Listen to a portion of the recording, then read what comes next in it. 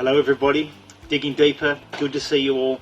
And today I've just got a few little things that I wanted to help you with and to dig around a little bit more as we finish off our Cultivate series. That passage from Galatians chapter 5 through 16 through to 26. And the first thing is verse 26. I didn't deal with it yesterday.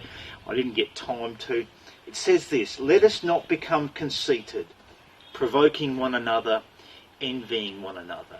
And you look at that and you wonder, why is Paul stuck that on the end of the passage? He's been talking about walking by the Spirit, the fruit of the Spirit, and then verse 25, we live by the Spirit, let us also walk by the Spirit. And then he just says, let us not become conceited on the end. Why is that? And I think part of it is that he wants to direct us to the reality that what he's urging on us is that we consider how we ourselves are walking by the Spirit and living by the Spirit. And we don't use this as something to point the finger at other people about. And so, especially, it was on my mind yesterday as I was speaking to crucifying the flesh. What is our inclination often is that we want to point out for others where they need to crucify the flesh, where they need to deal with sin in their lives, where they should be ruthless about sin.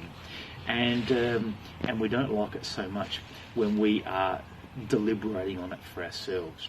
And Paul's urging there in verse 26 to not become conceited. He could have put self-righteous in there, all pointing us towards, this is not about pointing at other people's sin, but looking at ourselves.